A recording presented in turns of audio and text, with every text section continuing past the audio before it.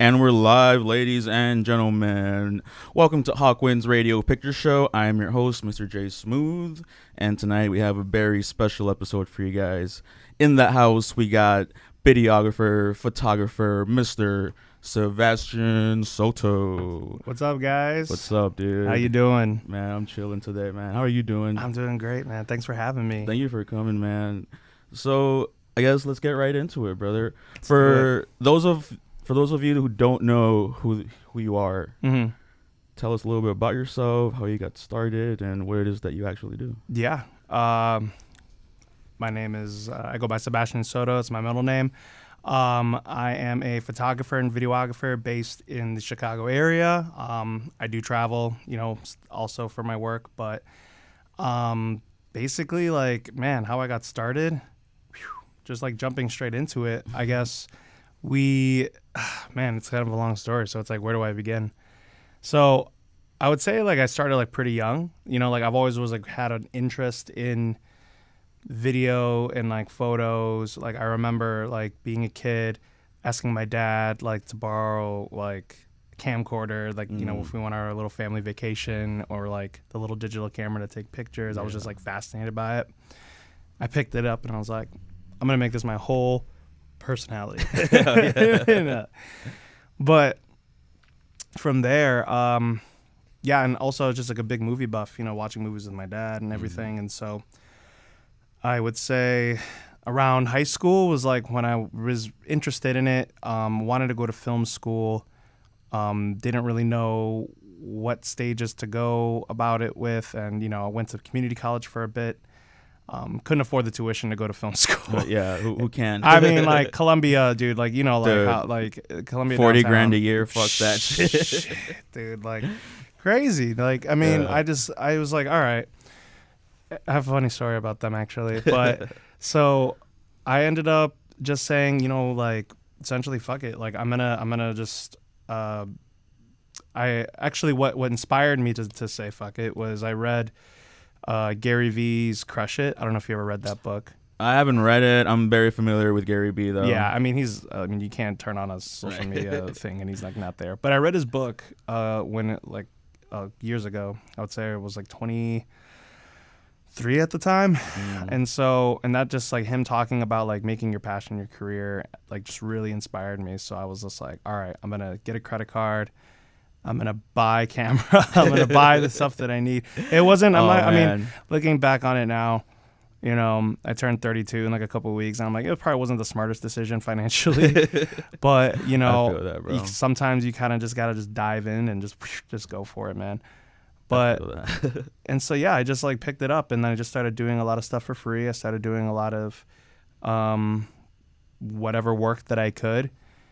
And I just slowly honed my craft over the years. Started a media company for a bit. Traveled. I was able to travel the country with my camera. Not the world yet. Not yet. Keyword yet. Hell yeah. But yeah. And now I'm just I'm really just honing in on making content, and and helping inspire people to post the stuff that they're interested in or that they are passionate about. Yeah. And also just educating people who maybe don't really know what they're doing in terms of making content and stuff like that. Right.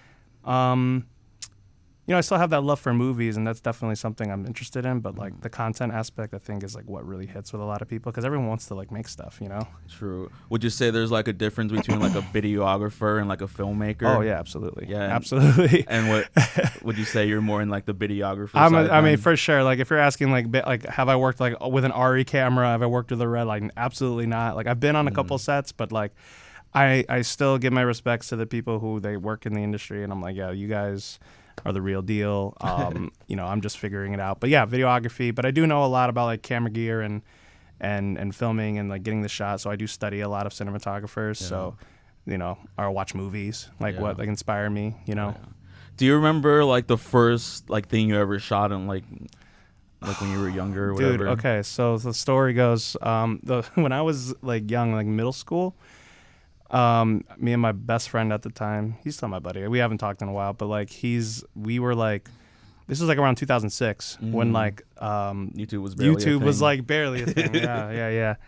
And so I begged my parents. I was like, I wanted a little camcorder to like start making videos because I was watching like Smosh and all those guys, whatever, on early YouTube, the early Smosh. Man, the Smosh, bro. Dude, those are the best. Do you remember like the food battles? Yes, dude. Food battle was the best, dude. I was those were great. The early ones are amazing. But what was I gonna say? So my parents got me one, and me and him were just goofing around and like making like little, silly videos. I was editing them on like Windows Movie Maker. True. Yeah, and then I would put it on like I don't know where they're at now, but like I burn them on a disc when it was still a thing. I was like, oh man, but I put them on YouTube and just left them there, and then somehow like the local school bullies found the YouTube video. Oh man! And man, I got so much flack for that, dude. It was so like, it built character for sure, but they teased the fuck out of me, dude. Do you remember what it was about? I mean, just like, I don't know. Like what do normal like middle school boys like make fun of you for? Just like being yourself. Yeah, being yourself. Like, yeah. So like stupid stuff like that. But like it was yeah, and so I that was like my first little thing of like making something, and then it wasn't until like later on when I was like, all right, I'm gonna get my camera, because I kind of didn't do it for a while. Like in high school, I was kind of like floating around, like I didn't really know what to do, what I wanted to do. I knew I was creative like from a young age. I just didn't know how to like what, because I also like music as well. So I was kind of split between the two. Yeah, I noticed you also play guitar as well. I do. Yeah, I do. I play in a band, like a cover band right now. I used to play in like a full-time band like a while ago, like 10 years ago. Yeah. And that was a good time. Good time. That was a great time. Pop punk band. So like in my band now is a cover band. We have a show coming up. Can I shout this out? Yeah, we have a show coming up. April 11th. It's my birthday weekend. So Whiskey Girl Tavern. It's going to be a bunch of dope cover bands there. It's emo night there. Ooh. So if you guys want to rock out to some emo classics, come check us out. The band's my band's called Sure Fine Whatever. So Sure Fine Whatever. Yeah. Now I have to ask, would you consider yourself like an elder emo kid? Absolutely. Oh, yeah, older emo. All the I didn't way. have the hair. Like, dude, I'm Hispanic, bro. I'm Mexican, Puerto Rican. I don't know. My hair's too thick. I couldn't do like the whole like swoop, Couldn't do the swoop thing. The swoop. I tried. I wore skinny jeans though. I had like Converse, Vans. I wore like, went to Hot Topic and I bought like a tight like Devil Wears Prada t-shirt. Oh god.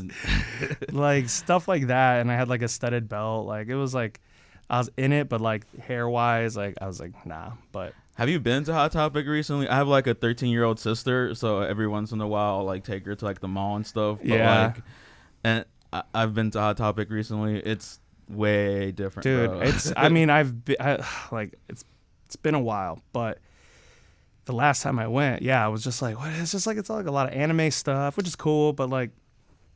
I remember being a kid and it was like scary to go in there because it was like all the goths hung out there and they had like the trip pants and everything and it was like they were playing like really like like hardcore music. It was cool. A lot of the times I would go to Hot Topic as a kid and I would discover like a new band or something like that, or one of the like Hot Topic like employees would be like listening to something. I'd be like, what the hell is that? They'll be like, Asking Alexandria. I'm like, oh fuck yeah. Asking Alexandria.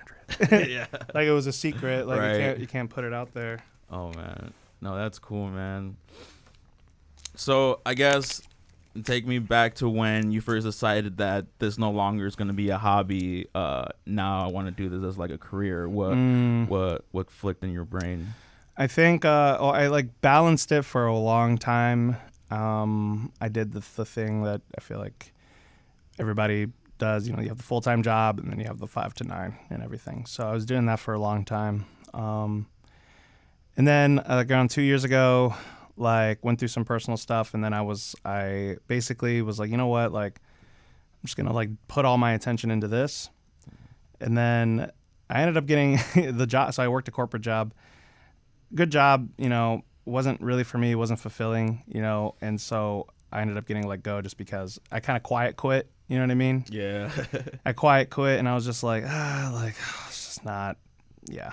So and then when that happened, I was already like doing decent. I was traveling for, gigs and stuff. And I remember I was at the airport, at the gate, literally my flight was boarding, and that's when I get the call from my manager, and they're like, yeah, we're going to let you go. And I'm just like, and I was going to Florida, I was going to Orlando, and I'm like, okay, I guess. And I hung up the phone and I went, and then like they had booked us like a Airbnb out there, like a nice one.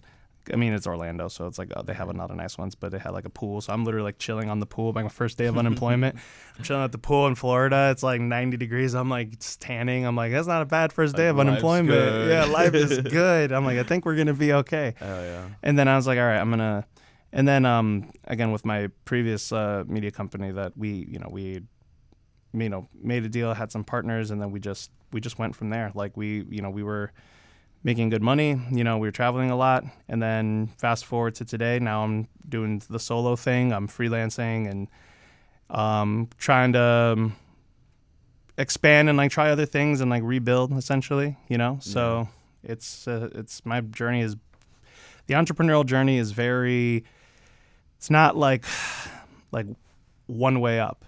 It's very like, you're gonna have your ups, you're gonna have your downs, you're gonna have your hills, you're gonna have your valleys, and that's like can attest to that. Like I've experienced like the ups and I've done, in the downs I've struggled, I've been doing well, and it's a roller coaster. You got to be kind of built for it, I think. I feel like for most people the journey is never like straight. For like at least regular people, it's never straight up like that. It's never. Always a little stagnant. You take little baby steps, but something that you talk about on your Instagram is consistency and like just doing the thing that you like doing, like, consistently. Right. Can you talk to me a little bit about that, and how has that helped you in your career? So, I mean, consistency, like in general, in anything in life is like extremely important. Like if you're trying to be fit, spiritually, fit, mentally fit, like everything just requires a level of consistency. And I've learned this over time. Like I'll admit, like I'm not like some David Goggins dude who's like, just go hard, like all the time, just boom, boom, boom. Like I have my days, like I can be a lazy piece of shit sometimes, like I don't want to do anything. I want to play video games and I want to whatever. But when things don't happen, you're like, okay, I have to get up, I have to move. And so like with the consistency, I really kicked in. I mean, like over time, like obviously being consistent in my craft, doing jobs, learning. I was constantly on YouTube. I tell people like I went to YouTube University, watching YouTube videos, like learning how to like expose, how to, what shots look best, how to, get a perfect composition, everything. And so, I translated that recently at the beginning of this year over to content. Because I feel like previously, I mean, with all my clients and everything, we were doing a lot of work and making content for them. I was experienced in making content, but I wasn't making content for me, I wasn't building my personal brand. I wasn't, like putting in the work for that. So beginning of this year, I was like, I'm going to do just like a 31-day like posting challenge. Like I'm just going to post once a day, every day for the next like month and a day or whatever. Right. I was a little late starting in January, so it like led into February, but I did it. Yeah. I just said, you know what, like we're going to go for it. And like I feel like I have ADDs. So it's like for me, sometimes I have to go all in. It's like all in or nothing. So I was like, we're just going to go boom, all in. And I learned a lot in those 31 days. I learned a lot about balancing like, your time and like how to make the most of like the content and everything, and how to make the most of every shoot that you're doing. And so, like I learned a lot of like strategies and stuff. I'm like, okay, like if I can at least, knock my filming down to like one day, or like if I have a shoot, try to get like multiple pieces of content in like one day, I can chill for a couple days because I already have the content laid out. Like, I call it like, ammunition essentially. Right. Gotcha. And so now after the 31 days, I'm still posting. I don't do daily, although I'm getting back into that rhythm of doing daily again. But just like in anything, like if you want to get noticed, if you're trying to build a brand, if you're trying to like get people to see your work, just being yourself and putting yourself out there and being consistent in that, I think is super important. Yeah. And so, it takes like a big mental, like, muscle to be consistent every day and like get up every day and go to your laptop and do this and do that. Yeah. What are some pieces of advice you can give somebody that's struggling with, you know, even starting to like do their thing or starting to post every day? I think the biggest thing because I've had people like come to me. Excuse me 1 second. Take a water break. Water break. Water break. Yeah, please sponsor me water. This podcast has been brought to you by water. Yeah. H2O. I would say like I've had people message me and like approach me and be like, that's so cool, you're making content, like how do I do that? Like I don't know like what to do, I don't know like how to start. And the one piece of advice that I heard that really resonated with me that I always give is like, don't think of it as like I'm creating something or I'm making something. The way I do think of it is like I'm just documenting. And yes, even though like some of the content I make is like more high, like I have a mix of like the low quality like iPhone stuff and the higher quality stuff that I shoot in my camera, but I know how to do that, but a lot of people don't. And so I always just say, just like start documenting on your phone. I'm like, buy it like a cheap whatever tripod on Amazon. There's like a million of them. Pick whatever flavor you like.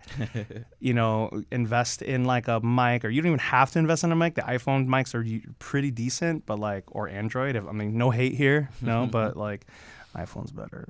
Let's be honest. Boom, boom, boom. Shots fired. Boom. And so, and just like invest in a mic and just document, like literally just pop it in somewhere. Like if you're a photographer, like and that's what I do. Like I'm a videographer, photographer, I just pop it up, doing my job. I have like a neck mount that I bought. I did actually a whole video on my favorite like accessories that help me like make content. So I have like a little iPhone neck mount that I use sometimes. And so I'm just like documenting my process. And then the ones where I'm actually sitting down and talking to the camera, I know that can be a little bit intimidating for people, and trust me, like I'm not the most perfect when it comes to talking. I like stutter, and I'm like, I don't like the way I sound. I'm like, ooh, I hate the sound of my own voice. I feel that, dude. As I hear myself right now. Oh shit. Do I sound crispy, chat? Do crispy. I sound crispy? And so, what was I saying? Oh yeah, so the talking head stuff, I would say, even if it's just like voiceover, like, you know what I mean? You can literally do a million takes, like you can edit it. I edit all my talking head stuff because I'm like, I'll stutter or whatever. And I'm like, I don't want to re-record and blah, blah, blah. Just cut it. And the other obstacle I feel that a lot of people run into is like, oh, I don't know how to edit. And so I always say like, yeah, that's a thing. And I would always say like if you don't know like how to like necessarily like structure, your content, I would say like the best way to start is to just watch, and I don't want to say like consume content, but like watch it in a way where you're like really looking like, how is this structured? How is this shot? I like this creator, like maybe I can like do something similar, do my own little twist on it. And I think that kind of helps get past that little creative like block. But I always say, if you don't want to be in front of camera, then just do voiceover. Like record yourself doing stuff, do voiceover. Like it's really, there's a lot of ways. Like you don't have to be like some crazy camera personality, I don't think, to make it. A lot of, especially now, like I feel like it's the algorithm or whatever is really rewarding realness, raw content, Right. Like even me, like sometimes some of my phone content does better than the stuff that I spent 2 hours working on. And I mean, I still do it because I like to do it, but it's just one of those things. Yeah, it's actually been studied that like back when like YouTube was barely a thing, people would, do like high production, like all this high editing stuff. Yeah. And people would like that a lot better. In the last 5-10 years, it was discovered that now people like the raw, more like, gritty, grainy, whatever. Yeah, the more real shit. The Gen Zers like flipped everything around, dude. Yeah, man, it's nuts, dude. And so, and I think that has a lot to do with AI. I use AI like in my workflow. My next question was going to be about AI. And how do you feel about that? How do I feel about it? Yeah. It's gonna take do you think it's going to take over your job someday? Oh, dude. Yes. No, I'm kidding. I'm kidding. No, I don't think so. I think it's it's one of those things. Now, don't get me wrong. Like, have I had my moments where I've seen something that was made with AI, and I'm like, ooh, like that's pretty good. I'm like, like I don't know, but a lot of times it takes like a certain creative eye to like get the prompts going, and even still, it's like what I think in what's happening is it's not so much a takeover; it's just an evolution, right? And I feel like a lot of people get scared, and they're like, oh, like scared that it's going to take over, scared, but it's like, no, you have to adapt and you have to use the tools to your advantage, Right. you know? And so I do. Now, do I, every once in a while, like I posted one reel that I made entire like in Sora, which by the way, I don't know if you heard the news with Sora. Is They're like taking it down or taking something? it down. Yeah, rip Sora, dude. What? Like we had a good time. We had a good time. Do you know why they're taking it I have down? no idea. Oh, I just man. saw the I title saw and I was just like, oh no, but whatever. But yeah, it's but I think I use it for. I mean, what I use it for mostly is like a lot of the busy work I don't want to do. You know, like reading over certain emails or reading over like kind of summarizing things, because again, like for my ADD brain, like it helps because I'm like I don't want to sit and read like a whole thing email, like summarize it for me, or like if I have a thought, like help me get my thought on paper. So stuff like that. And I do use it in my editing tools. Well, my editing tools have it built in, and it does help with workflow and everything, speeds everything up. Like I use my main editor's DaVinci Resolve. I know there's like a big, like, some people are like Premiere Pro, some people are like Final Cut Pro. We posted a video recently, me and a couple of my friends, and each one of us was editing on one of those softwares, and they started like a whole war in like the comments. It was hilarious. But, but yeah, it has like a built-in, like I don't have to do the subtitles myself. It just puts it all there for me. Yeah. It helps with my photo editing. I don't like to rely on it 100%, but it does help expand your creativity. So again, I think it's just one of those things where it's like, don't rely on it. Don't put all your eggs in one basket, but like use it. Like if it's there, like use it. Like I know it's like even flipping the entire filmmaking world upside down, and I think it's a good thing because it's allowing a lot of like indie filmmakers who maybe don't have like a huge like VFX budget to like make like a crazy sequence, right? But they can combine real footage with AI, and it just it's crazy. Yeah, no, something that I've heard a lot is that AI is never going to replace the humanity of creating content or creating videos or whatever. We'll see. Like we'll watch this back like 20 years from now, and we're all like living underground in a bunker, and like there's like a robot us right now just doing the show entirely. I'm a robot. Yes. Oh man. No, but I think it's I don't think it'll ever replace a human consciousness, a human I don't know. It's getting I don't know. That's the thing. Like it's getting pretty good pretty fast. So I guess we'll just have to wait and see. But for now, and I think it's just one of those things we just have to just like adapt to it, move forward, use it to our advantage. And you can't lose that creative sight because, can the AI do things that maybe you wouldn't be able to do on your own? Sure. But if you have a vision, if you have something like, hey, I would want to film this, maybe this would look cool, maybe AI can help like boost it up, then I would say use it, use it to expand your creativity, but don't rely on it for your creativity. Yeah, for sure. Yeah. No, I definitely agree with you. Now, in saying that, I will say one thing real quick before we move on. Kind of circling back to like content, I will say like I have used AI, and I would say like for people who, again, like I don't know what kind of content to make, I would say if you really are desperate and you just need like something to just get you started, just like AI like some ideas, AI like a little script. And I say don't read it word for word because then you're going to sound like a robot, but like read it and you're like, okay, I'm going to change this and that. I'm going to add my own little spin to it.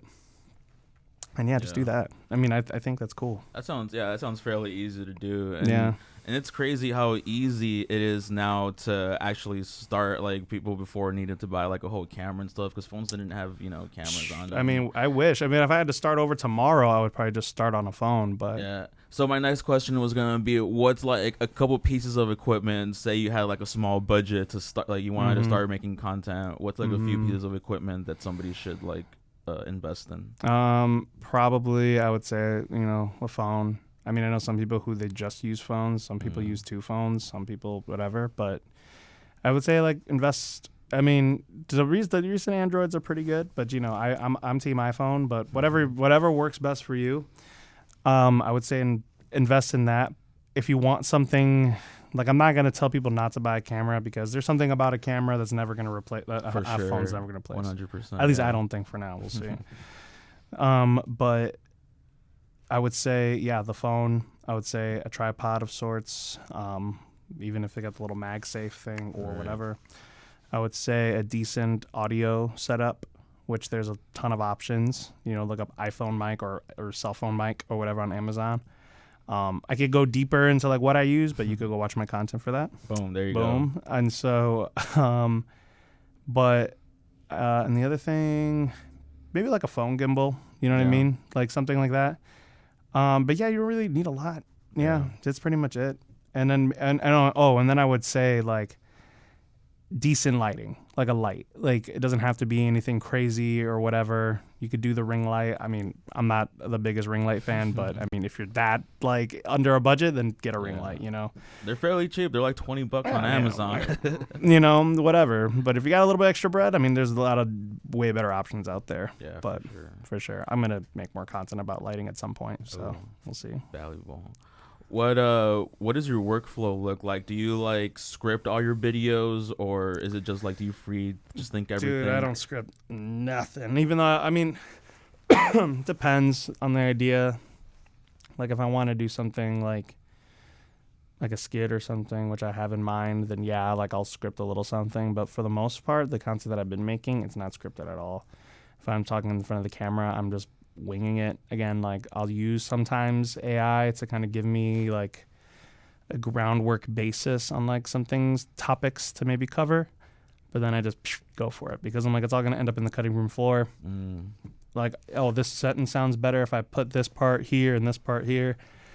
And so yeah, I just kind of just go for it. But I know that doesn't work for everybody because you're like, oh, I'm going to stutter too much. I'm more experienced in editing, so for me, that's not a big deal. But if you're not going to like edit or you don't really want to edit, then yeah, like script your ideas, get bullet points down. You know what I mean? And then kind of go from there. Or if you really need to do it from a script. But I mean, my problem with reading from a script, at least for me, is unless I have like an acting coach or somebody's like, say it like this. I'm like, I might sound robotic. Too you know robotic. What I'm saying? I feel that. Yeah. Dude. Yeah. Like, hello, thank you for coming to my, you know. So I would say, yeah. But that's what I do. But again, different strokes for different folks, you know. And then if you're not like a crazy like experienced editor, I think I was gonna cover this earlier, but I didn't. iPhone editing software, it's like the Edits app from Instagram or CapCut. Like, there's really not there's a little learning curve, but it's really not big. You could look up a YouTube video and like figure it out. Yeah. You know what I mean? So shout out CapCut. Shout out CapCut. I'm more of an edits guy, I'm not gonna lie. But CapCut's cool, but like now they make you pay for it, and then sometimes I'll put something on CapCut to post on Instagram or to post on TikTok, and then I'll forget to like delete the little because CapCut will automatically put their little logo at the end of your video. Yeah. And I'll forget to remove it, and I'm like, dang it! Like I gotta delete the video and like really remove it. It's like annoying. That was my issue when I first started posting stuff. I forgot to delete the little ending thing. Yeah, the little CapCut thing. So I'm like, oh, that's when you know you're like, no. Yeah, man. How important is it to actually build like a personal brand when you're doing your type of work, like videography? I would say like extremely important. Yeah. I mean, I think there's a good balance. Like I know for me, like if I had to give myself a piece of like or critique my page, I would say I need to be posting more of my work. I'm actually in the process of fixing my website. And so I could be posting more of my own work, but a piece of advice that I heard from another, creator was, like post yourself working more than you're posting your work. I think, you need a good balance of both. Because if I'm posting myself working, people seeing that I'm doing stuff, people seeing that I'm at events, at weddings or whatever I'm being hired for, they're going to know like, oh, he's busy. He must have clientele like, oh, I like his personality. Some people are like that too. Some people like, especially with photographers and videographers, especially with weddings, I would never sit here and say I'm 100% a wedding guy, but I've done weddings. I've done enough of them to like know. But some, it is like a personality thing. And sometimes people like, they watch your content and they kind of are getting to know you. Mm-hmm. You know what I mean? Like from a weird outer perspective, like they're watching you through a window, but it's like people feel like they know you. And I feel like, if you have a good personality, or even if you don't, if you're just like being yourself, somebody's going to resonate with that, and somebody's going to look at your stuff and they're going to say like, oh, like I like this person. I like the way they conduct themselves. I like the work that they do. I like how they're planning the shots. I like how they're talking to the clients. I like they're silly or whatever. You know what I mean? Like some people want that. And so I think it's super important to put yourself out there because people, especially now, like they need to see the authentic self. People don't want, like ads are cool and like ads are great. I use them sometimes and, companies that like I've done like, that I've made stuff for, they're using it for ads, like use it for ads if you're running a business, but like definitely the best free advertising you can do is just setting up your phone, talking and just posting it. Like, you know what I mean? That's as free as it gets. Yeah, that's true, man. It's super easy. Like you said, it's as easy as just putting your phone up there. Boom. Exactly. So I guess, are there any memorable gigs that you've done so far? Like you mentioned you've done weddings. Is there any like one that stands out, or is there anyone we've had like some weird experiences or something? Yeah, I got one. One time I did a Disney wedding, and that was interesting. Now, I love the people who I did the wedding for. They're good friends. Like, they're amazing people. They're great family, great friends. But I don't even know if I should be saying this. Oh my God, we were on the air. Oh snap! I'm gonna get a cease and desist letter from the mouse, dude. I didn't even know if I should say the name. Oh man, you might have to cut that out. We'll edit that out. Okay, later. let's just say I did erase that. Let's say I did a wedding for a certain magical theme park wedding. Okay, there we go. Magical theme park wedding. So, yeah, it's just the way they ran. It was just so all over the place. First of all, for the money, it's expensive. Yeah. You know what I'm saying? Like, I'm not gonna put out there what it was, but it was crazy for what I experienced. Anyway, but it was interesting because, when you're working as a third party through them, there's a lot of rules. There's a lot of like insurances. You got to like have all your ducks in a row. Yeah. And the other thing too, it's like, you're representing this, company. And so one of the things that came up was like covering tattoos, and I have a big sleeve tattoo. And I'm like, okay. So I had to I wore a tattoo sleeve. But then we were there at the wedding and it was like, they didn't really care that much. Yeah. So the other thing was like so we did the ceremony, and from what I was told, there's going to be really nice lighting and everything like that. And I'm like, I'm excited for how this is going to look. And we get there, and they just completely just like floodlights us like on. No. And I was like, oh my gosh, it's going to look horrible, dude. And everybody luckily, we were able to fix it and it looked fine. But it was just like everybody was so washed out on camera, and it was just like, no. God, this doesn't help. And we're like, it was just a pain in the ass. And so we finally get to reception, and we get there, and I guess accidentally, I don't know what happened, but because it was an outdoor wedding, right? The sprinkler system went off. Oh shit. Yeah. And like half of the tables were just completely soaked. This is after hours, so they're on a timer.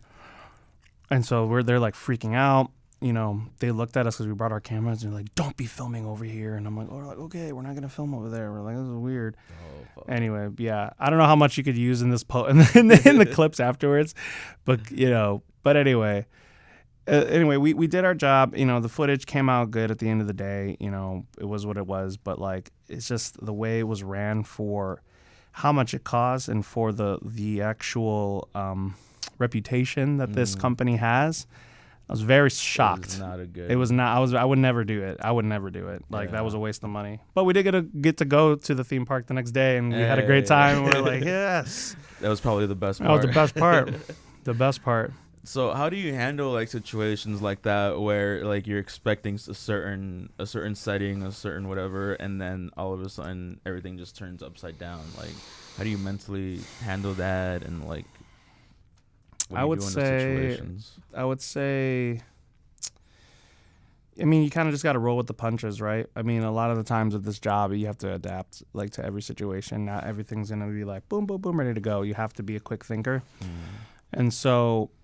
Yeah, I think it just comes down to just like being on your feet and just being like, okay, like this isn't the most ideal situation. And that comes with practice. That doesn't come right away. That comes with time. That comes with like trial and error. That comes with making mistakes. I mean, I made plenty in my career, you know, like I've learned from I always say like failure is literally the best teacher. Like been slapped in the face by failure. It's like, yep, never doing that again. Yeah.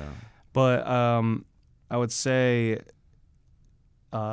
yeah, I would just kind of, you know, analyze the situation, figure out like, okay, like lighting's going to look best from this window. Okay, let's do that. I'm going to take the bride and groom, say it's a wedding, for example, take the bride and groom outside because it's too dark inside. I'm just going to, you just have to just know, like, what can I do in the moment to make my client happy? Because again, customer service is another big part of it, and I have a lot of customer service experience. But I sound like I'm in an interview. Jeez. Will you hire me, please? No, but like just learning from my jobs. It's like I picked this up like over time, like working jobs and stuff. And I guess just experience. Yeah. But yeah, and just you know, I always just try to like, because the one thing I know is with clients, it's like it's not always about like what you did for them or like the situation, or even if the situation doesn't turn out the best, it's about how you made them feel during that time. So if like say like it's raining, or say something just happens and it's out of your control, how you handle the situation, how you go about like making them satisfied or making them happy, or even just like consoling them, or even sometimes you gotta be therapist a little bit, or sometimes even if it's just talking to them, like how you handle it and how you handle yourself speaks more than to the actual situation at hand.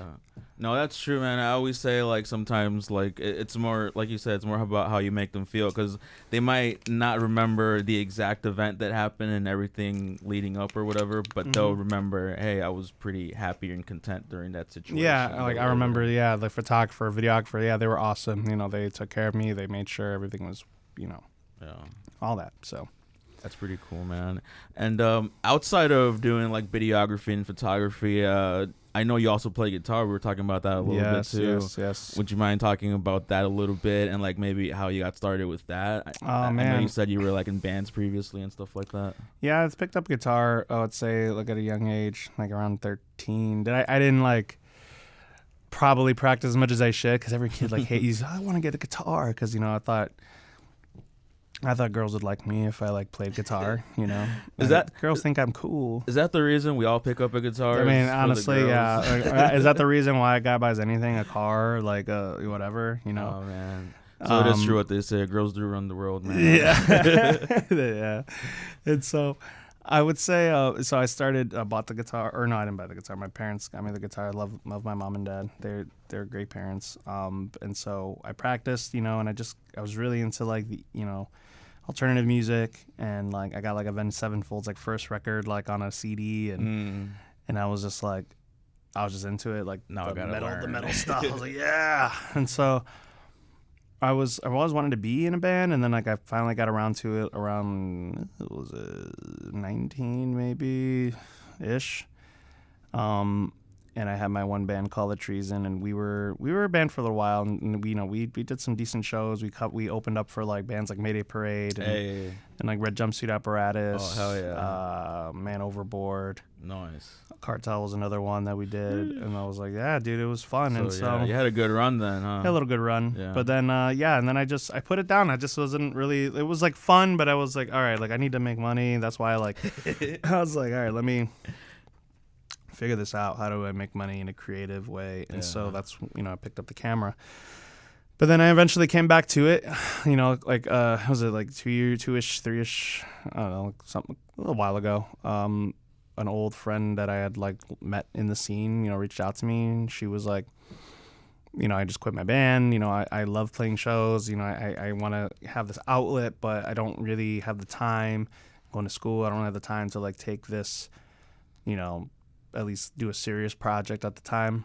And so like, let's just start a fun cover band, like side project. So I was like, yeah, like why not? Like I wanted to, get back into music somehow. And so it's like, yeah, I don't like, I have a lot of my mental energy is spent on like my business and the content. So it's like, I don't really have a lot of mental juice left over to write music. Although I do I'm curious or I should say like, I'm interested in like starting to write again, but Dabble. Yeah, a little dabble here and there. But like, I would say, yeah, I just wanted to get back into it and play shows. And yeah, like what's better than to just do cover band and just have fun, everybody who, especially in Chicago, like the cover band scene in Chicago is like awesome. You know what I mean? Like there's so many. So many, yeah. There's so many. It's like, who the hell is going to hate on a cover band? I mean, like everyone's drinking, you're playing your favorite songs, like especially on an emo night. Oh, true. It's so weird now because now that's like emo night is the new like 80s night. Dude, yeah. I hate it. I hate it. I hate it. I was on the radio the other day. I was listening to the classic rock station. Oh, man. And they were playing Green Day, and I was all like, "What the fuck, dude? Ridiculous." I'm like, "What? Since when is Blink-182 fucking classic rock? What?" I know. Oh my god. I remember I went to Lala. They played Lala like a year or two ago, and so, I went to go see them. And I remember I went with my cousin and his wife, and his wife brought her two nieces. They're around like 19, 20. And I'm like, who are you guys here to see? And they're like, Chapel Roan. And at the time, I didn't know who that was. And I felt so old. And I was like, who is that? And they're just like, you don't know who Chapel Roan is? And I was just like, and then they were like, who are you here to see? I was like, oh, Blink-182. And there was just like blank stare, just like, I was like, you guys don't know who Blink-182 is? And they're like, no. And I'm like, how the hell do you not know who Blink-182 is? Like, they're... Anyway, I was just like, oh, God. I went to, I forgot which one Metallica played at. It was either Lala or Riot Fest. It was a couple years ago. Okay. It was when Stranger Things was barely coming out. Oh, dude. And there was there was a kid and like his dad behind me, and like the kid was on the dad's shoulders. And I was right next to them, and I could hear the kid saying, "Hey, Dad, that's a Stranger Things band." And I'm all like, "That's not the Stranger Things band." He's like, "I've never hit a child, but today." Oh man, and that made me feel like, oh shit, man. So I have to ask, from one elder emo to another, what's the top 3 bands that you enjoyed listening to? Oh man, that's a toughie, bro. Putting you on the spot, dude. One of them is for sure Fall Out Boy. Hey. Big Fall Out Boy fan. Chicago band. Boys. I mean, come on, Chicago Boys unite. Blink-182 for sure. Hell yeah. Top 3? Damn, that third spot's gonna be really hard to pick. That third spot's gonna be really hard. Oh man. Okay. All right. I'm gonna say it. If I only had to pick 3, we got Fall Out Boy, we got Blink, and then the last one I'm gonna say Paramore. Hey. Paramore. And I know that's like within like one sect of like emo, because it's more like pop punk kind of stuff. And there's so many like other bands, and there's so many great bands like Asking Alexandria. But then you're getting into like metalcore. But even still, that's all part of the emo scene. So they're like happy emo. yeah, they're happy emo. Ain't it fun? Yeah, I love that. I like Don't copyright strike. You can only say like I think like 15 seconds of a song. Is that what it is? Something like that. Yeah, I like the old Paramore stuff. It was pretty cool. I like the new stuff too, but I haven't like whatever Ain't It Fun is on. I love that that record. It's a good Yeah, I like the little poppy stuff they're doing, but yeah, like that like oh my god, I'm actually covering that song. Yeah. It's funny, when I was younger, thinking about like cover bands, you'd probably be like a Motley Crue cover band, or like a Metallica, and now it's all like I'm covering Green Day and I'm covering Paramore and stuff like that. Dude, literally, each of these bands that we have on the set list for the show we got coming up. Not saying like I don't know if that's all they do, but like one of them is doing One of them is doing Fall Out Boy Blink. The other one's doing. Oh, one of them is like a full Rise Against tribute band. It's another good one, Rise Against, another Chicago classic band. And the other one is doing. Man, what's the other one doing? Oh, they're gonna kill me. They're gonna kill me. It's on the poster, and I don't have it in front of me. We'll get back. We'll get back to that. Yeah, but we're all, and then our band is like, we're called Surefine whatever. So the whole thing's like we're playing whatever the hell we want. You know what I mean? So we kind of have a mix of basically songs that they're not playing, and then we also like to take like pop songs and make them like emo pop punk kind of. So yeah. So. Yeah, no, sure, fine, it's whatever. Yeah, exactly. And it was a joke because we were like, "What's the name going to be?" And we're like, "I don't know." Like, and then one of I think it was my other bandmate Kevin. He's just like, "Yeah, sure, fine, whatever." Or he said it somehow, and I was like, "That's pretty good." That sounds like a cool name. Like that's the one, and we just ran with it. Yeah, that's usually how that happens. Right. So I have to ask. Earlier, you were talking about like Gary Vee and stuff like that. Is that one of your inspirations? And what other inspirations do you have when it comes to like not just videographing or making videos, but like just posting content in general? I would say, yeah, he's for sure a big one, for sure. I mean, I think he just has his style and like kind of no nonsense, like kind of no excuses, like no excuses, kind of just You're going crushing for it, bro. Just go flip a couch or something. Yeah. No, but he's a big one, and I just love his content. Definitely just helped me like push me to like do it. The other one I would say I was a big Casey Neistat fan back in the day when he was doing his like vlog every day. I was like, dude, this is so cool. I was like, made me want to do like daily vlogging and stuff. And then what else? I guess my other inspiration really would just be mostly like directors and stuff. Like I like Quentin Tarantino movies. Like he didn't go to film school. Other people like I like filmmakers that didn't go to film school. There's a running theme because I'm like, if they could do it, I could do it. But I would say that those are my Tarantino. Like I think what made me fall in love with the process of making film or videos, whatever, was I watched. My dad had us watch Night of the Living Dead. Oh hell yeah, dude! I was a huge, Is it like Rob Zombie or something? Yeah, I was a huge zombie film like buff. George Romero, like all the classics. Like I was just like addicted to those. I was like, I want to make a zombie. I remember in like high school, I wrote like a zombie movie like script for like a project or something like that, and then I don't know what happened to it. And then I remember in high school, I was been part of this like broadcasting class, funny enough. So we kind of had like a similar setup or whatever. We were doing the school news. I was like around Halloween, and I was in charge of doing a segment. And I asked my teacher, I'm like, hey, can I do like a little mini short horror film in the school? And he like said, was like, fuck it. He's like, go for it. I wish I remember his name, but he was a cool teacher, man. Oh hell yeah. But he said go for it, and I had two partners, and then like during that period, and I think like whenever we had like a free period, we were just like in the school running around filming. It was like a slasher film. And then we premiered it like I think the week of Halloween, like on the school news, and it was like a fun little thing. So yeah, I had this old picture, and we had this camera that like we put over your shoulder. That's what we used. Oh yeah, the big guys, the big boys, Big Bertha. Big Bertha, yes. No, that's cool, man. No, it's really interesting to hear how people get started sometimes, man. It's because like you would think like maybe he went to school, he like did all this stuff and all that stuff. Right. What do you have to say to people that like are trying to? Some advice you would give to somebody that's trying to take this path that can't afford going to like school for that? I think we live in an age where there is so much information available for free. That I think it just, and yeah, some people require structure. I mean, sometimes do in my life, but I think it's just one of those things. There's just so much out there for you to take, and it's just really up to you. It's you getting over that fear of like, what if it doesn't work out? But what if it does? You know what I'm saying? What if it does work out? What if we do make it? And I try to hold on to that level of optimism. You know what I'm saying? And so I would say like advice, like just do it. Like you have a phone. Like if you got to spend a little bit of money, like, save your job. Here's one thing. Like I used to like, I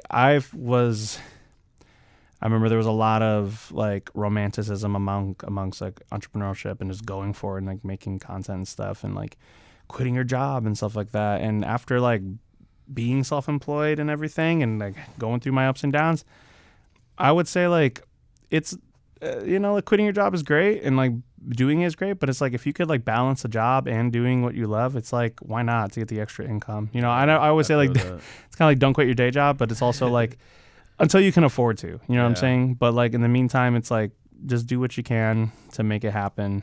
And again, I know everyone's situation is a little different. So just you got to find what works best for you. There's consistency. There's the algorithm, and the algorithm's always changing, and Instagram and everybody's telling you got to post every day, twice, 3 times a day, and it's like, yeah, like you can do that, and I've done it, and I'll do that from time to time, but sometimes you have to like take care of yourself first. You got to take care of your family first. You got to take care of like you. Like the algorithm's gonna be there when you get back. You know what I mean? Like it's not like people got to realize it's not gonna happen overnight. It's a slow grind. And some people it does, you know what I mean? Like you never know. Like it doesn't, like you, as long as, and this is where the consistency part comes in. Because if you're consistent, you never know what piece of content is gonna blow up. Right. Like I literally have like made a piece of content I've worked 2-3 hours on.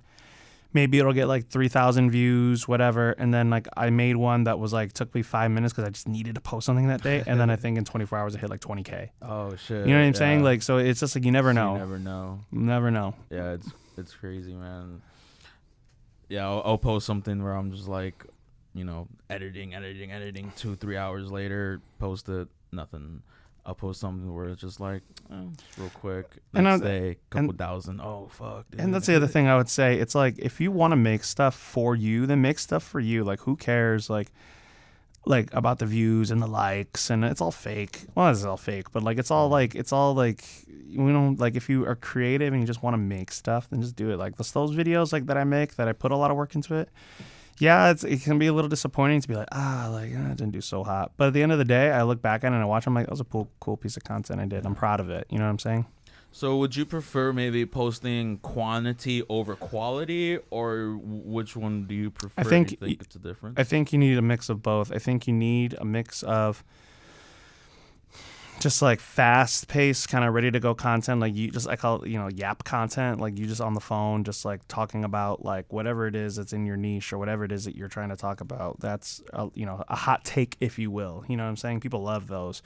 Or the ones where people have the little green screen and they're like talking about like something that they like or whatever. But I think you need like a little mix of that and a mix of the high quality stuff. At least if you're in the field of making content, doing videography and photography, I think you need a mix of both. But like for some people, you don't need, high quality videos. The phone is high quality enough. It really just depends on what you're selling. Because I'm selling my services to make content, I like to have stuff that looks really good and also stuff that looks, relatable. Yeah, I call it. People need a mix of both and know that you're versatile enough to be able to do both. Yeah, no, that makes sense. I definitely agree. I feel like you should definitely post a lot, but make sure you have something that's like a good quality stuff. So are you a Chicago boy? Were you born and raised in Chicago, or where were you originally from? Well, the Chicago people would be like, no. I was born in a city hospital.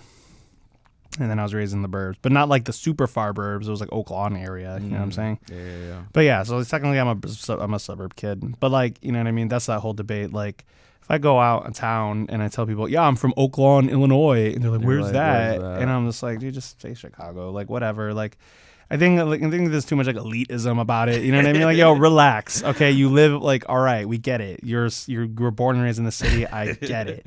Don't gotta like rub it in our faces. You know what I'm saying?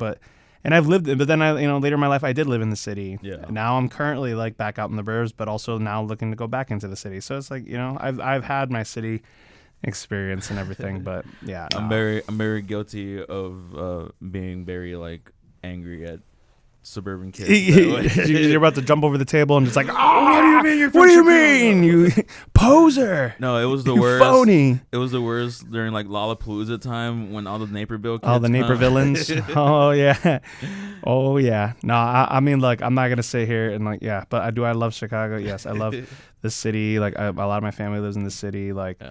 so yeah, like, but like, yeah, if you wanna get on my ass about it, like, no, I wasn't born and raised in Chicago. So yeah, sue man. me. No shit. But Man. Well, that question kind of segued into my other question, which was like, do you think, or have you done like jobs in any other cities, and do you think like Chicago's a good city to make it as a videographer, or is there any other cities that you plan on making it in? Well, I've been to other cities like for work and stuff. I've been to Orlando. I've been to San Antonio. I've been to LA. I've been to Salt Lake City, Connecticut, like Vegas. I think Chicago's a great city to try to make it. You know what I'm saying? Like, I think I've been to LA, and LA for me. I remember at one point I want to move to LA and make movies, and then it's like LA's kind of like. I mean, no shade on LA, but I feel like LA's kind of coming down a little bit. You know what I'm saying? Especially like post-COVID, it's kind of like, a lot of people are leaving. New York is also great. I've been to New York as well. I would probably say that was probably like the second best.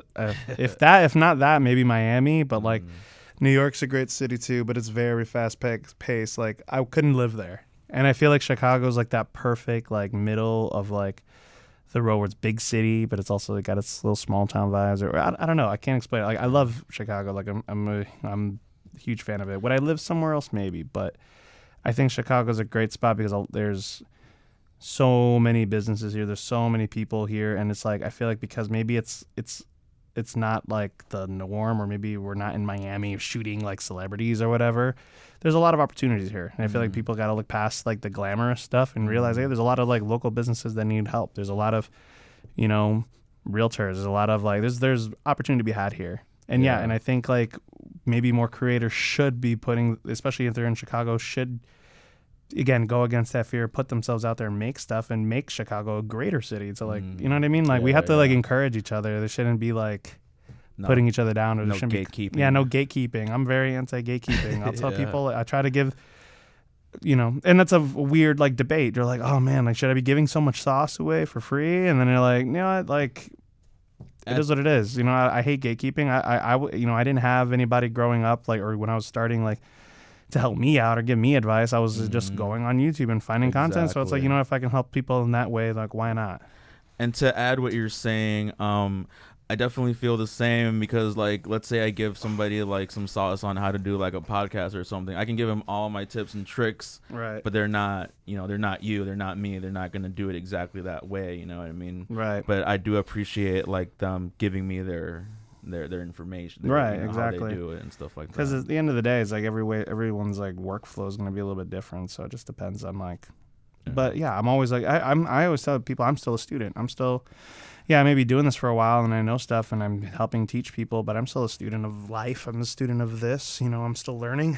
If I can get better at it, then I'm going to get better at it, And I think that's one of the ways that you differentiate something like that. A good videographer from a great videographer. Great videographer is someone who's like still willing to learn and stuff like that. They're never done learning. What are a few characteristics that you think differentiate a good videographer from a great videographer? A good from a great. Ooh. Yeah. We already know the bad ones, but what good from great? Okay. Good. I would say good videographer. Oh man, you stumped me with this one, bud. Or I guess just what do you think just makes a great videographer in general? I think in general, I would say being a people person. And again, I know that's not for everybody, but you gotta find if you're not a people person, then find a niche that maybe it's that allows you to be a little bit more introverted. You know what I mean? There's a lane for everybody. Mm-hmm. You know what I'm saying? But I would say for me, it was like being a people person, I would say under promise, over deliver, or maybe not under promise, but like don't oversell yourself. You know what I mean? That like, makes a lot of sense. yeah. But then go above and beyond. You know, like those guys, people who are, again, videographers who go the extra mile to like, you know, make sure that their clients are satisfied. You know, maybe put together a little like I know, for example, for weddings, like I'll do little behind the scenes videos, and it's my content, but it's like they like seeing that. They're like, oh, that's so cool. The other thing I would say is, man, I would say just being kind. Being kind is a big one. And the last one. Yeah, I'm stumped. I'm stumped. I guess those work, man. I mean, those are great qualities that not just make a good videographer, but I feel like those qualities are, you can lay those around any career, and it'll, you know. Also, I feel like, I guess I'll add another one, and you have to have like that discipline to like, oh, like if I gotta stay up and get this done, I gotta stay up and get it done. And I've been guilty of not like doing that, and I've learned, and it's just like, you know what I mean, like speed is a big thing, especially in today's day and age. So if you can like boom, get it done like next day, like after this, like I have a video I gotta edit, so I'm gonna try to get out to them tomorrow. So oh shit, yeah. but you know, like that's the thing, consistency. And yeah, sometimes it's not always about the quality. It's not always about how big your camera is. It's like, can you be consistent in making the content for that person or for that business, whatever it may be. Yeah. No, that makes a lot of sense, man. So I guess talk to me a little bit about like when you go on gigs, what's like your must-have piece of gear that you have to have on when you go out and do gigs? I mean, my camera for sure. Yeah, besides that, no. Yeah, definitely a mic source. That's the biggest thing. I mean, my camera for sure. But I mean, I've done shoots on my phone, you know, whatever like the situation calls for, if they want that style or whatever. But I would say camera, I would say mic, and then I would say I always bring a tripod. Always bring a tripod. I do bring a little emergency light as a just in case. It's like a little pocket light. It's pretty powerful. They just came out with a new one that's like twice as powerful. So I'm like, oh, I gotta spend more money. Nah, but it's I would say tripod. I mean, camera or phone. Mic source.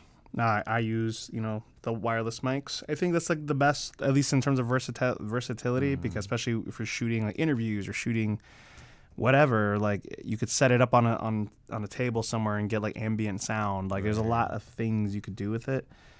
I would say, yeah, those four major things: camera, mic, tripod, light, and then I think I bring like another, like a 360 cam or like an action cam, or again, my phone. The phone's the other one too. Some sort of secondary camera that I could just shoot behind the scenes with. That's the big thing. Now, do you have a favorite kind of camera? Are you like a Sony guy? Or are you like a Kodak guy or something? I shoot Sony. It's my main workhorse.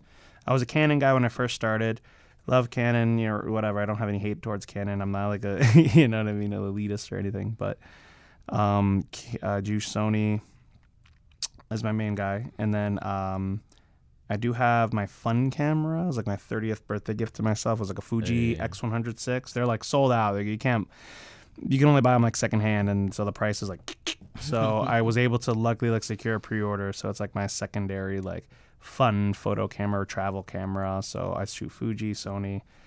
Will I get, you know, another camera down the road? I'm sure. You know, I just don't right now. Like, I'm good. You know what I mean? Like you just hit a certain point of gear where you're just like, I think I have enough. I have enough gear. I have enough. I don't need to keep doing this. What are you talking about, man? You can never have enough gear. Shoot, I mean, I'm saying like, yeah, trust me, if I could, I would, dude. I'd buy everything, but yeah, I don't really need another one right now. But if I did, like, especially like a guy rocking A7 IV, I know they came out with a new one. I wasn't like super impressed with the specs, so I'm just like, I'll wait for the next one. Whatever. Like, it's fine. Like as long as you shoot a camera that shoots 4K, it's like you're fine. And honestly, like, we're in an age where like any camera is good. Like, I can't sit here and say like, no, get Sony for sure, because dude, like, there's so many good cameras. Like, I can't say that. Yeah. Just whatever you feel like using. Yeah. Do you have like a favorite lens that you use, or is it just debate depending on what you're shooting? I use mostly a 24-70. That's like my main. Actually, it's my only lens that I use, to be honest with you.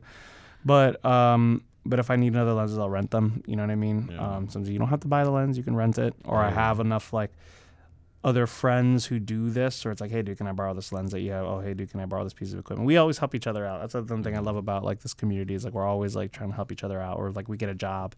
I've had jobs where like I had to build a team, and I'm like, boom, I know who to call. That's the other thing in this career is like relationships. That's huge, dude. Like, cause you'll never know. Like, you can meet somebody, you never know. A year from now, they might get into a position where they like, hey, I know a guy who does this, and so yeah, definitely putting yourself out there, meeting people is like the biggest thing I would say. Can you recall maybe some of your most valuable like relationships that you've acquired during your career?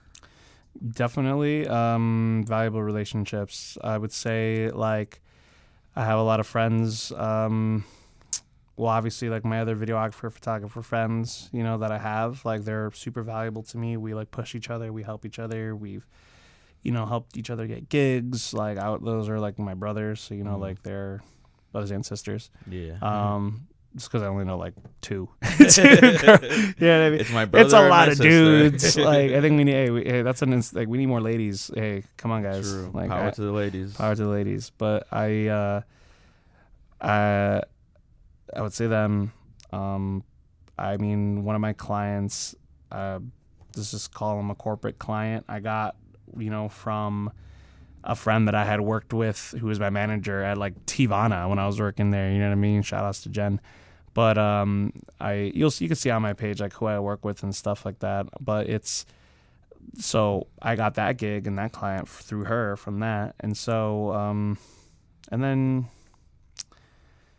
I know a lot of people in the beauty and hair industry. Yeah, I mean, like I don't know. Like my relationships aren't really so much like, oh, what can you do for me? It's like, hey, like let's push each other, let's build each other up. And sometimes that's where like the being kind aspect I feel like comes in, because if you're kind, if you're like a nice person and people, you know, just like rock with you, you know, like that's I feel like how a lot of my opportunities came up just from making friends, you know.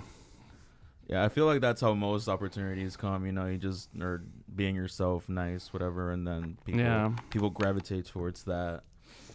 I seen that you've done some reels with like Johnny Biddy and stuff like that. Yeah. How did that relationship come about? Oh man, he's a good friend. We've been knowing each other for quite a while. I was back in the day when I was also doing the band stuff. I was like into YouTube, and I was like I had another friend that I was trying to start a YouTube channel with, or we did start a YouTube channel, but you know, we were doing a lot of like prank videos or like those guys and stuff. I was like, oh god, I look back and I'm like, it's so cringy. But he was also making the same type of content, and we kind of just like met through that. We would help each other out, you know, with our videos and stuff, and then, you know, I stopped doing that, you know, went the way of like behind the camera, not so much in front of the camera. And he ended up reaching out to me like some years later, and he was like, hey man, like I see you're still doing this, you know, like we lost touch for a bit, came back. He's like, I see you're still doing the camera stuff. I'm like, yeah, sure am. He's just like, hey, I'm in need of a video guy. And so I'm like, yeah, like I got you, man. And so he had me like shoot, you know, a video, and then a video turned into a couple videos. And then one time he was like, hey, like, can you act? I was like, I don't know, I can try. And so he was like, yeah, if you want to try it, then, you know, like, can you like just say these lines or whatever? So I'm like, sure. I read the lines, and he was just like, dude, that was good. And so, yeah, he just started like using me more often after that. And so, yeah, so every so often, I mean, whenever he needs me or whatever, you know, I'm just like, yeah, sure. You need me to be in it? Yeah, sure, cool. And it was cool, and it's been cool. Like, I mean, I people are like, oh, you're famous. I'm like, I'm not famous. I'm like, no, I'm not. They're like, I'm far from it. But you know, some people are goofy like that. But not goofy. Sorry, no disrespect. But like, I should say, but you're a niche micro celebrity. I don't know what I am. I'm just a guy, dude. I'm a nobody. I'm just a dude. Nah, but I would say it's been cool. Like I had some people like recognize me. It was really weird when I was working my corporate job, and then some of them went viral, and they were like, "Hey, dude, I saw you on TikTok." I'm like, Oh shit! What did I do now? I'm like, oh man. My manager's like, I saw you on TikTok. I'm like, no.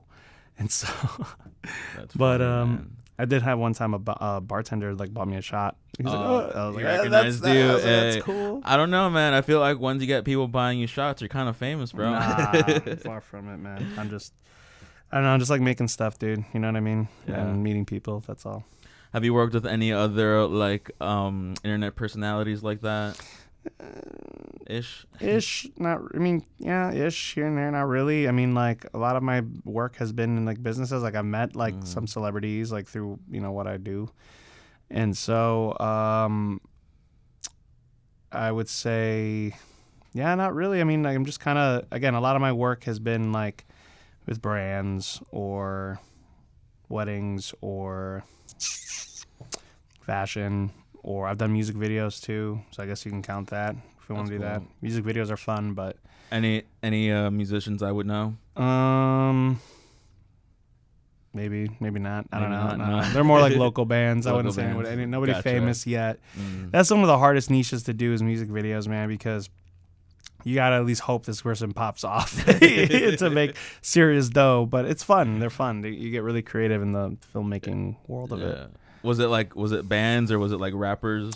I did A little bit of both. I did some bands and I did a couple rappers as well. Yeah, the rapper ones are funny. We shot one and it was like during COVID, and then one of the scenes was like a party scene. Yeah. And shit. they're like doing they had a whole little dance to go with the song. They're doing in the living room, and I'm like, oh, this is cool, whatever. And then, but everyone's smoking, everyone's drinking, and then the rappers were like a duo. They're smoking, they're drinking, and then we're like getting close to the end, and one guy's just like on the couch, just passed. passed out, and I'm like, hey, dude, like, hey, we gotta finish this video. Like, come on, get up, go. Somebody give him some coffee. Somebody give him something. We just got him up, and we're like, and he just like struggled to the end, and I was just like, man. I don't even know. I got paid. I don't even know what I got paid on that. It was very You're like, little, I just very wanna little. I was early in my get career. out. I was just like, I just wanna Yeah. do that. But yeah, celebrities. I met like Fat Joe was one of them. Fat like Joe's pretty cool. Fat Joe was one of them. Yeah, I tried to say hi to him, but I was filming him because we were doing an interview. And I was like, nice to meet you, Mr.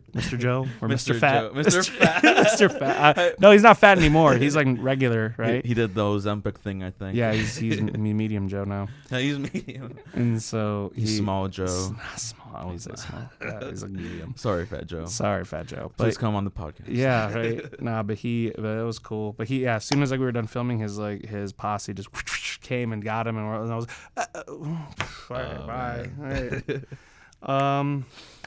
Yeah. What else? That was about it.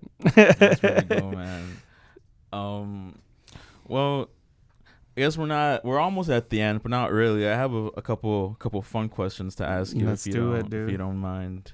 Of course, I don't Let's mind. see. No, I mind. Oh fuck! Get me out of here. No, I'm kidding. I'm kidding. Let's see. If your life were a movie, what title would it be? Oh, dude, what would it be? I call it The Cameraman. The cameraman never dies. Oh shit! You know what I mean? They have like that you got the immortality. 9 lives. Yeah. The 9 lives. I'm a cat. Yeah. What's some pet peeves that you have with people in the videography industry? Pet peeves. Yeah. Ego is a big one. Like again, like people who, nose up in the air. Like, I'm too good for you. Blah, blah, blah. I hate that. Mine's the bigger camera. Yeah. Yeah. I hate that. I hate. What else? I hate people who borrow your gear and take forever to bring it back. Oh, man. No, I'm kidding. But yeah, just like, I think it's like the biggest thing is like that. I feel like I've ran into some videographers, not all of them. Some of them are great, but some of them like can have a bit of an ego, I would say. And it's like, dude, come on. Like, we're all just here to do a job. Like, it's like, my camera's the biggest. By the way, can I borrow your lens real quick? Yeah, sure. Yeah. No, I remember like just had some weird run-ins like over the years. But anyway, I feel that, bro. What's something that you're like embarrassingly good at?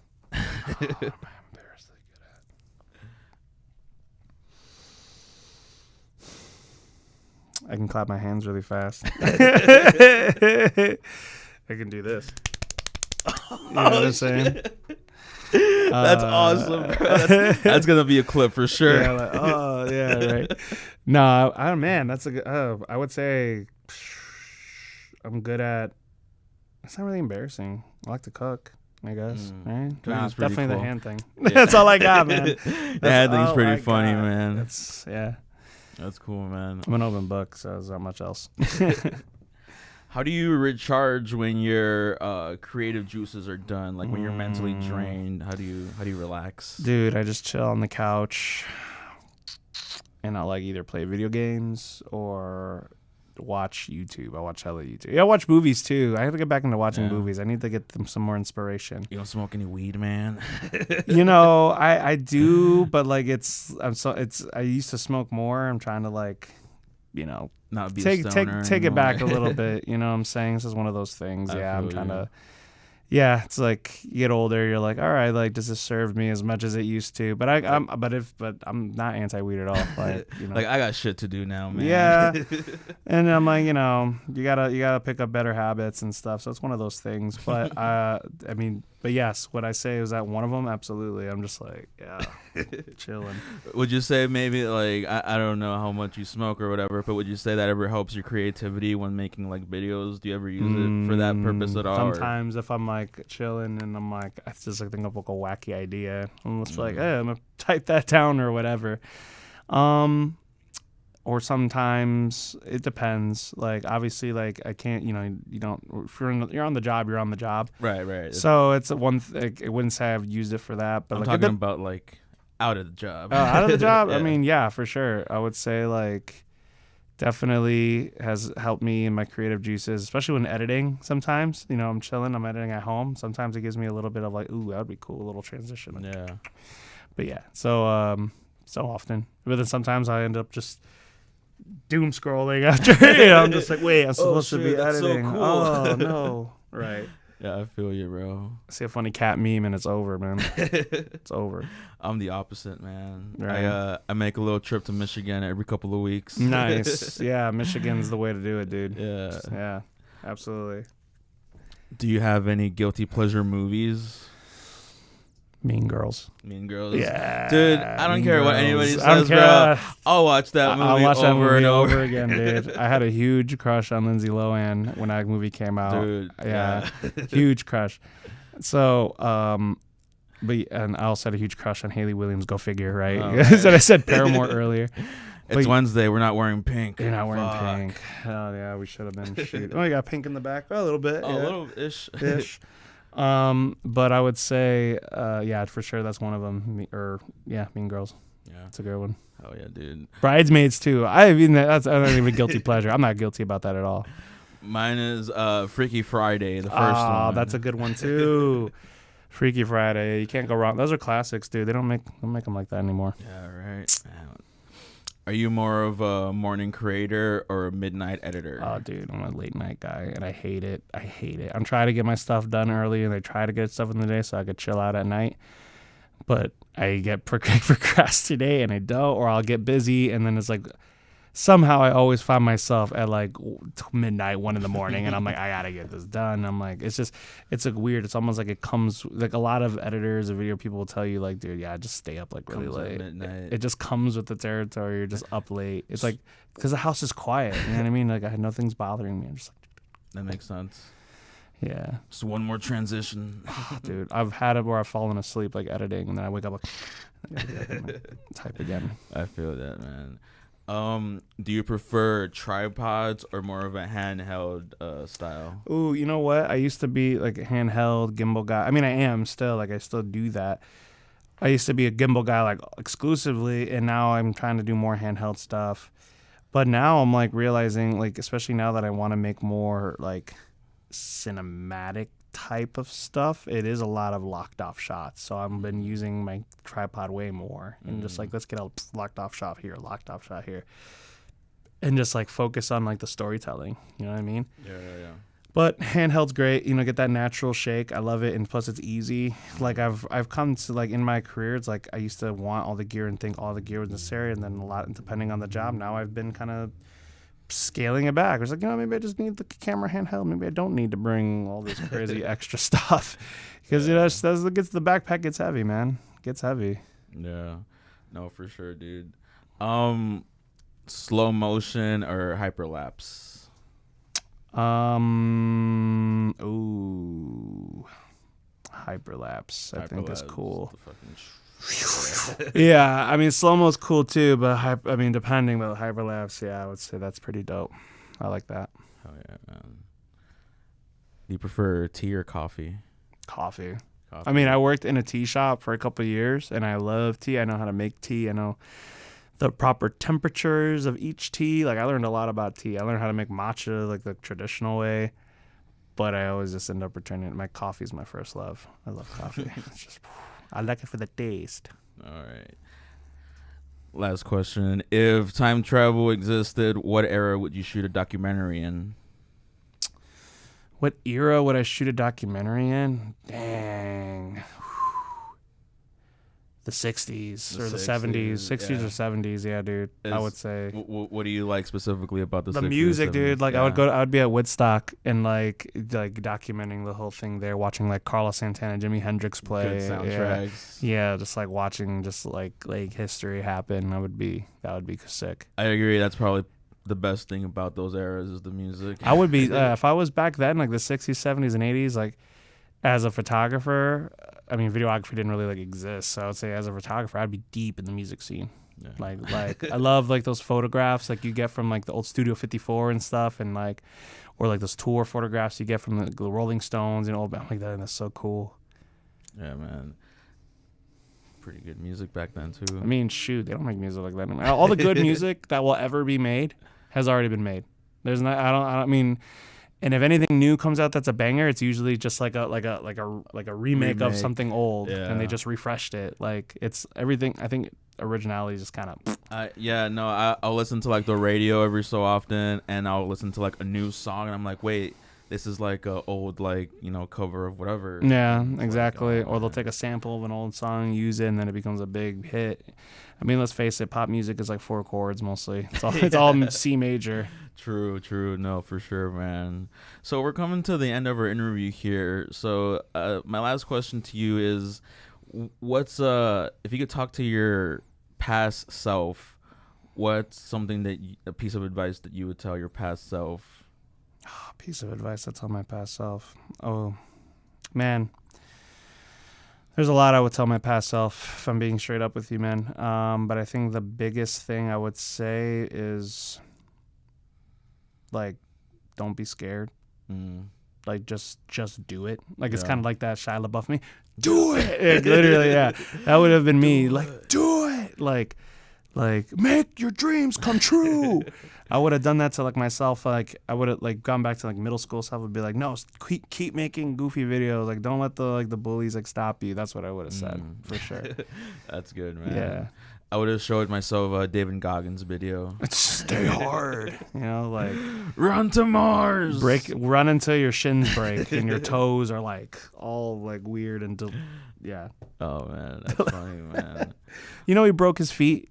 Running. He really? He did.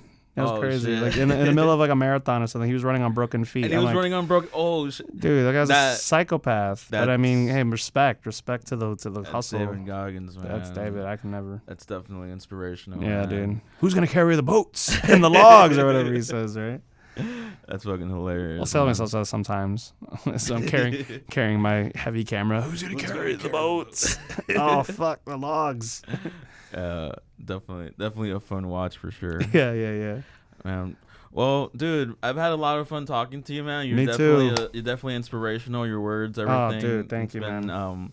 Definitely inspired me to continue to keep posting stuff. Please, man. dude. Please do, man. Like you said, you have no idea what piece of content is gonna blow up. Right, dude. I mean, you guys have a cool setup here. Like, I mean, thank you for having me. Like, I mean, I'm still, like, I tell people, like, I'm just a guy that's just making stuff. Yeah. And I mean, you're doing something, bro. Like, at least it caught my attention, and I'm sure no. it's caught a lot of other people's attention, man. You're doing the thing, bro. Oh, dude, thank God, dude. That's And no, that's thank you for that. Yeah, no, and that's honestly like a big, I mean, I would say that's a big flex, man. There's a lot of people that wish they could be in like your situation, man. Hey, man, So, at the end of the day, like, it's not me. Like, as much as I would love to take credit, like, I gotta give it. It's my faith, it's God. Like, I think that's the biggest thing for me too, and that's kind of like what I tell people. It's like I don't always have the strength to do the things, but He gives me the strength, and that's what helps me. But I think yeah, I mean, I appreciate your words, man. They really mean a lot. Like, and you've inspired me to keep going. You know what I mean? Like, after this, I'm like, all right, I'm gonna make more content now, so I could be on more of his podcast. We always,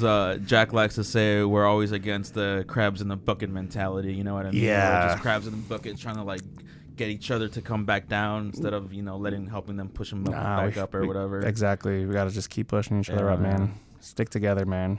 All right, man. So where can people find you, and do you have any upcoming projects that you'd like to shout out real quick? So, yeah, you can find me on Instagram at Sebi, Sebbi Soto. My TikTok's the exact same. I'm not on YouTube yet, although that will be, I mean, I have a YouTube channel, but I haven't posted on it. It's coming. That's coming. YouTube, I definitely will be coming soon. Upcoming projects right now, April's looking a little empty, but we'll fill it up. We're just going to be making content. Actually, I do have some stuff coming up in May, just some client work. But if you guys want to watch my content and learn how to make content, or just see what I'm up to and see what projects I have coming up, that's the best way to take a look. Hell yeah, man. Well, again, man, thank you for coming, bro. I've had a good time here. Me too, dude. Tab it up. Bam. Thank you so much, man. Oh, yeah, really man. appreciate you. Oh, yeah, dude. And we've come to the end of our show here, guys. For those of you who stuck with us, this is the Hawkwinds Radio Picture Show. We're here with Sebastian Soto. I'm your host, Jay Smooth. Hope everybody has a lovely Wednesday. All right, guys, and how I end my